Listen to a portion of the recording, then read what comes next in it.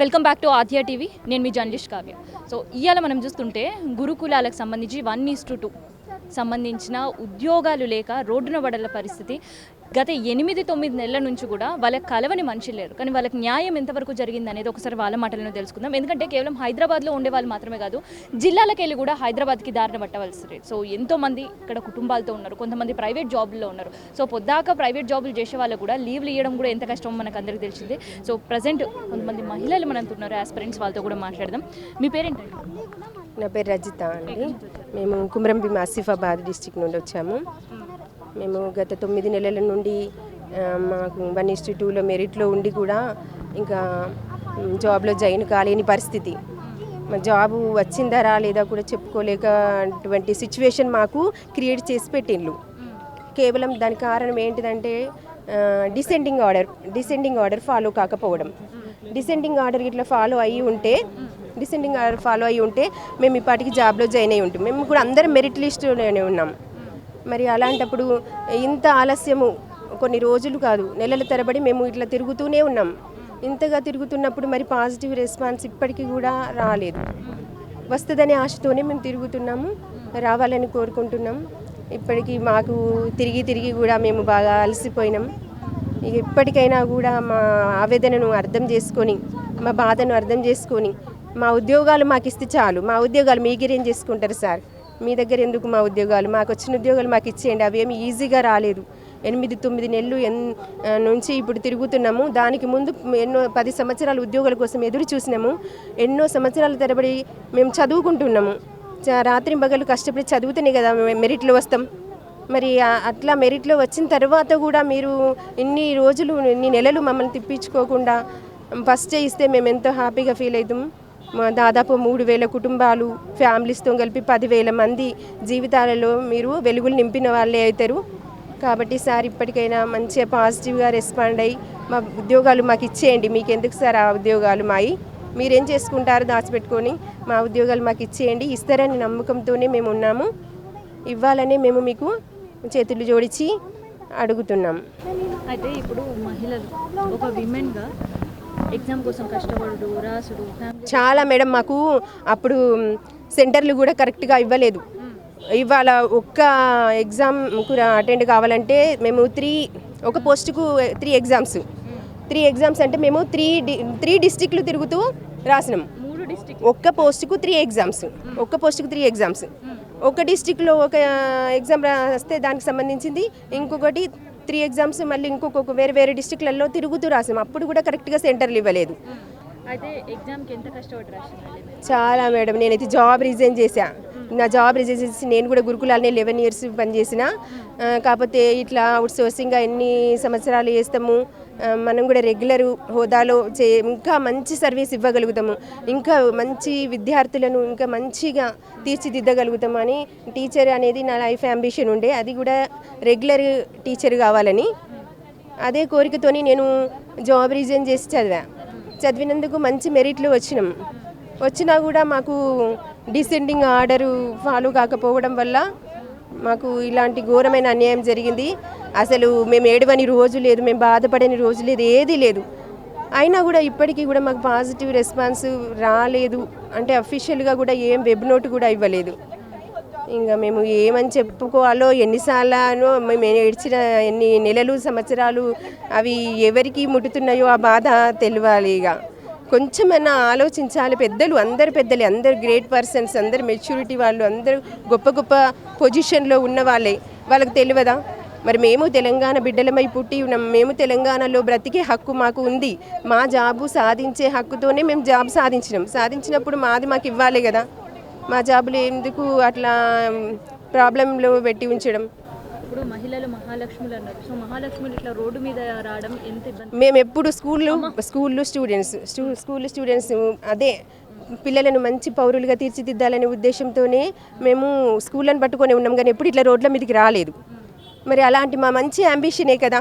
మనం generation next తరాల తయారీదారులే teacher అంటారు కదా. మరి అంత మంచి తరాలను తయారు చేసే టీచర్లం మేము ఎప్పుడు రోడ్ల మీదకి రాలేదు స్కూల్ పిల్లల్ని పట్టుకొని. అలాంటిది మా ఉద్యోగాలను ఇట్లా ఆపడం వల్లనే ఇప్పుడు మేము మా ఉద్యోగాలు మేము సాధించుకోలేనప్పుడు మేము పిల్లలకి ఏం చెప్తాం? ఇన్ని రోజులు మంచి చదవాలి చేయాలని మేము చెప్పినాం. కానీ ఇప్పుడు అనిపిస్తుంది అసలు ఎందుకు చదువుకున్నా నేను, ఎందుకు చదివి ఏం లాభం. ఇప్పుడు 40+ వచ్చినాం మేము. అయినా కూడా మాకు ఇప్పుడు వచ్చిన ఉద్యోగాలే ఇస్తలేరు. మేము చదివిన ఫలితం ఏమీ మేము తీసుకోలేకపోతున్నాం. అలాంటప్పుడు మేము టీచర్ల అయి ఉండి మేమే ఇట్లా సఫర్ అవుతున్నప్పుడు విద్యార్థులను ఎట్లా ముందుకు తీసుకెళ్తాం. మా జాబులు మాకు ఇస్తే మేము ఇప్పటిదాకా తీసుకెళ్ళినాం. కానీ ఇప్పుడు ఇలాంటి డిప్రెషన్ మాటలు మాట్లాడవలసిన సిచ్యువేషన్ వచ్చింది. మా ఉద్యోగాలు మాకు ఇస్తే మేము ఇంకా మంచి అద్భుతమైన తెలంగాణలో ఉన్నటువంటి స్టూడెంట్స్ను ఇంకా అద్భుతంగా మంచిగా తీర్చిదిద్దగలిగేటువంటి సామర్థ్యం అందరూ ఉన్న వాళ్ళను మంచి చక్కటి తెలంగాణకు కూడా మేము ఉపయోగపడతాము. సో గురువులు ఇప్పటికే క్లాసెస్లో ఉండాల్సింది మీరు. అవునండి, ఇప్పటికే మేము క్లాసెస్లో ఉండాల్సింది. మేము ఎన్ని రోజుల నుంచి చాలా కష్టపడి చదివాము, ఎన్నో రోజులు డే అండ్ నైట్ కష్టపడి చదివాము. మేము ఇన్ని సంవత్సరాల నుంచి ఒక 7 years నుంచి మేము ఎదురు చూస్తున్నాం మాకు ఎప్పుడు నోటిఫికేషన్ వస్తుందని. కానీ గత ప్రభుత్వం మాకు నోటిఫికేషన్ ఇచ్చి బట్ లాస్ట్లో రిజల్ట్స్ వచ్చే ముందే నెక్స్ట్ ఈ గవర్నమెంట్ వచ్చింది. మేము అందరం కలిసి పోరాడాము, వెళ్ళి ప్రతి ఒక్క ఇంటింటికి కూడా తిరిగాము. నిరుద్యోగులు అందరం కష్టపడి కాంగ్రెస్ని గద్దె మీకు తీసుకొచ్చాము. ఆ నమ్మకంతో మేము ఇప్పటికి కూడా రేవంత్ రెడ్డి గారు ఖచ్చితంగా మాకు న్యాయం చేస్తారని మేము నమ్మకంతో ఉన్నాము. మాకు అన్యాయం జరుగుతుందని మేము ఎప్పుడూ అనుకోవట్లేదు. ఇప్పుడు డిఎస్సి వాళ్ళకు కూడా ఎలాగైతే ఇచ్చారో మాకు కూడా నెక్స్ట్ డిసెండింగ్ ఆర్డర్ ఫాలో అయ్యి ఇచ్చారు వాళ్ళకి, నెక్స్ట్ మాకు కూడా ఫాలో అవుతారు. గురుకుల 1:2 వాళ్ళకి అన్యాయం జరిగిందని సార్కి తెలుసు, సార్ దృష్టిలో ఉంది.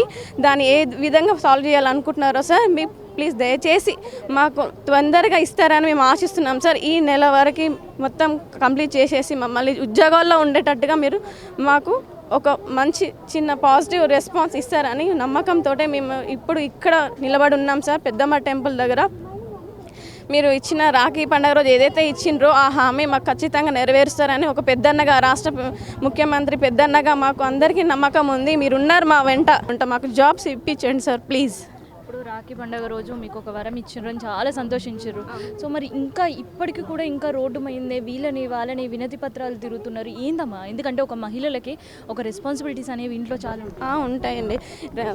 ఇంట్లో అంతే సర్ది చెప్పుకుంటూనే వస్తున్నాం. ఎన్ని రోజుల నుంచి తిరుగుతున్నారు, మీకు ఇంకెప్పుడు వస్తాయి అని అంటుంటే మేము కూడా లేదు మాకు ఖచ్చితంగా వస్తాయి అని మేము ఏదో ఒకటి చెప్పుకుంటూనే వస్తున్నాము. ఎర్లీ మార్నింగే బయలుదేరి వచ్చేస్తున్నాం. ఇంట్లో వాళ్ళకి చెప్పలేక మళ్ళీ అసలు ఎప్పుడు వస్తుంది ఎదురు చూస్తున్నారు వాళ్ళు. మమ్మల్ని ఏదో రకంగా అంటున్నా కూడా మేము కూడా ఏం కాదు, పాజిటివ్గానే ఉంది, మా ప్రాబ్లం సాల్వ్ అవుతుంది, సీఎం గారు ఎప్పుడైనా మా ప్రాబ్లం సాల్వ్ చేస్తారు అనే నమ్మకంతో మేము ఉన్నాం కనుక మేము వెళ్తున్నాము, ఖచ్చితంగా అవుతుందని అనుకుంటున్నామండి. 1:2లో ఉన్నాము. మాకు ఇంతకుముందు 9 months నుంచి తిరుగుతున్నాం మేడం. అప్పుడే ఒకవేళ మాకు రెగ్యులర్ అంటే ఒక డిసెండింగ్ ఆర్డర్ పాటిస్తే కనుక మాకు ఖచ్చితంగా జాబ్ వచ్చేది. అట్లా పాటించకుండా ఒక్కొక్కరికి 4 జాబులు 3 జాబులు రావడం వల్ల మేము లాస్ అయిపోతున్నాం మేడం. మాకు రేవంత్ అన్న మీద నమ్మకం ఉంది, ఆయన అన్న అంటే పిలిస్తే పలుకుతా అన్నారు. అదే మేడం, మాకు ఒక డిసెండింగ్ ఆర్డర్ కనుక వాళ్ళు ఫాలో అయ్యి ఉంటే మాకు ప్రాబ్లం కాకపోతుంది. ఖచ్చితంగా ట్రిప్ వాళ్ళు చేసిన మిస్టేక్ ఇప్పుడు మేము సఫర్ అవుతున్నాం. ఇన్ని నెలల నుంచి తిరుగుతున్నాం. ప్రతి మినిస్టర్, ఎమ్మెల్యే అని అసలు ఎక్కడ రిప్రజెంటేటివ్స్ ఇవ్వలేదు అనలేదు, ప్రతి ఒక్క ప్లేస్లో ఇచ్చినాము. స్వయంగా మన అప్పుడు నా సెక్రటరీ సారే చెప్పినారు, మల్లయ్య భట్ట సారే చెప్పారు ఖచ్చితంగా డిసెండింగ్ ఆర్డర్ పాటిస్తామని. కానీ వాళ్ళు పాటించలేదు. ఇది తప్పకుండా వాళ్ళ మిస్టేకే కదా మేడం. ఇప్పుడు దీనివల్ల మేము ఉన్న డిఎస్సి కూడా కాన్సన్ట్రేట్ చేయలేక అది మిస్ చేసుకున్నాం. ఇట్లనే నోటిఫికేషన్స్ వస్తున్నాయి. ఇప్పుడు గ్రూప్స్ కూడా ఉన్నాయి. దీని మీద తిరగడం వల్ల అవి కూడా పోతున్నాయి. మాకు అవి పోతున్నాయి, ఇవి పోతున్నాయి. మేము ఎటు కాకుండా అయిపోతున్నాం. రేవంత్ అన్న అని పిలిస్తే పలుకుతా అన్నారు. ఆయన మీద నమ్మకంతో ఖచ్చితంగా మాకు న్యాయం చేశాడనే నమ్మకంతోనే ఉన్నాం madam. Shadnagar madam, Shravan ma'am. మేము 9 months నుంచి ఇలానే తిరుగుతున్నాము. ప్రాసెస్ అవుతుంది, చేస్తున్నాము, రెస్పాన్స్ వస్తుంది రెస్పాన్స్ రావట్లేదు అని ఏం లేదు, కానీ ఫైనల్ డెసిషన్ రావట్లేదు. మూవ్ అవుతుంది, రివ్యూ చేస్తున్నాం, ఇంకా ప్రాసెస్ అనేది అని అంటున్నారు.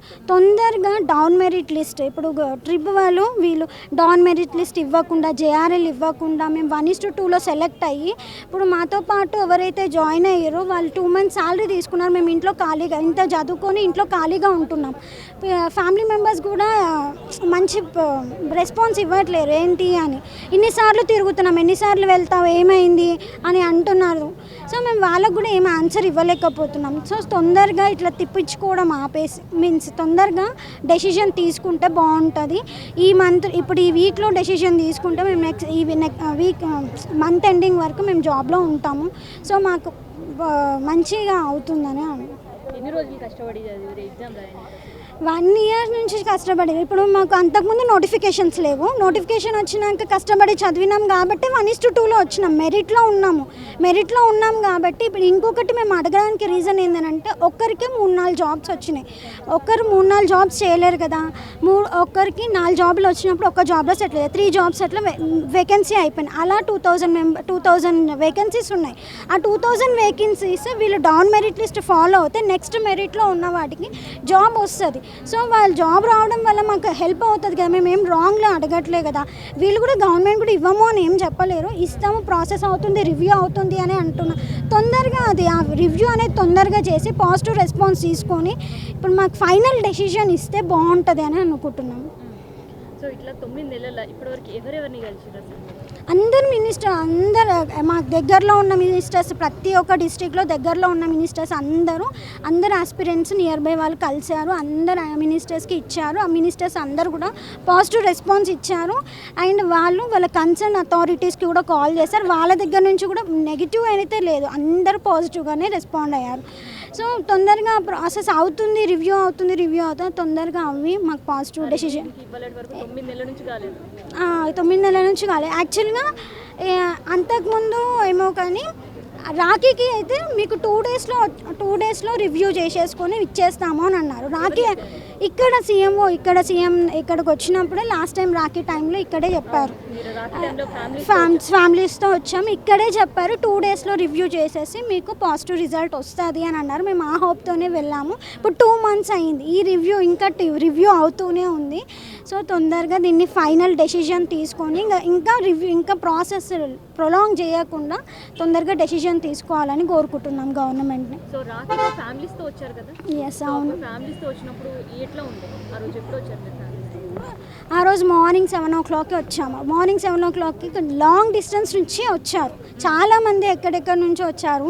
సో అంత ఎర్లీ మార్నింగ్ 4 o'clockకి 3 o'clock అండ్ కొంతమంది అయితే నైట్ 11 o'clockకి 10 o'clockకి కూడా బస్ ఎక్కిన వాళ్ళు, ట్రైన్ ఎక్కిన వాళ్ళు ఉన్నారు. సో అంత మార్నింగ్ వచ్చి మళ్ళీ మేము ఇక్కడ స్టే చేయడానికి కూడా ఉండదు, మా లోకల్ కూడా కాదు కదా.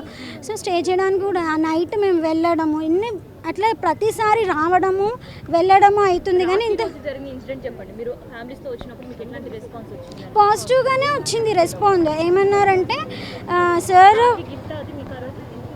రాఖీ గిఫ్ట్ ఇస్తారు అని అనుకొని వచ్చాము, ఇస్తారు అన్నట్టే అన్నారు. ఏమైనా 2 డేస్లో రివ్యూ పెట్టేసుకొని మీరు ఫైనల్ డెసిషన్ తీసుకుంటారు.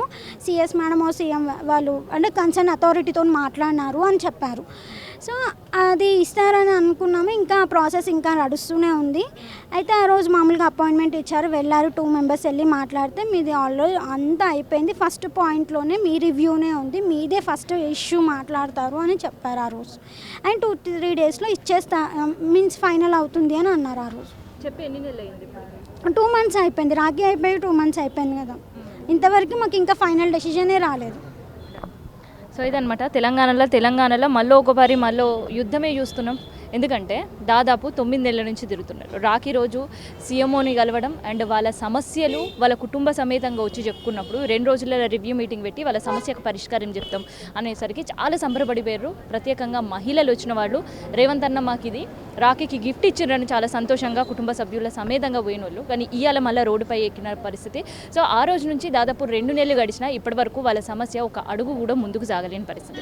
రివ్యూ మీటింగ్ పెట్టి సమస్యను పరిష్కరిస్తామన్న వాళ్ళు రివ్యూ మీటింగ్ పెట్టడానికి ఇప్పటివరకు కూడా సమయం తీసుకోలేని పరిస్థితి. అంటే గురుకులాలకు సంబంధించిన ఆస్పిరెంట్స్ పైన వాళ్ళు ఎంతవరకు శ్రద్ధ చూపిస్తున్నారు, వాళ్ళ సమస్య పైన ఎంత సీరియస్నెస్ సర్కార్ ఉంది అనేది ఇప్పటివరకు వీళ్ళ మాటల్లోనే మీకు అర్థమై ఉంటుంది. అందుకని ఇప్పటికైనా స్పందించి కుటుంబాలే రోడ్డున పడే పరిస్థితి. ఎక్కడెక్కడనో జిల్లాల నుంచి మహిళలు ఇక్కడికి రావడం, వాళ్ళ వినతి పత్రాలు అందించడం, మినిస్టర్లను కలవడం, మళ్ళీ తిరిగి వాళ్ళ జిల్లాల్లో ఉండే కుగ్రామాలకు పోవడం అనేది చాలా కష్టమైన పని, ప్రత్యేకంగా మహిళలు. ఎందుకంటే ఇప్పటికీ చాలా దగ్గర బస్సులు లేని పరిస్థితి, బస్సులు ఉన్నా కానీ ఏదో మధ్యరాత్రి పోవాల్సిన పరిస్థితి.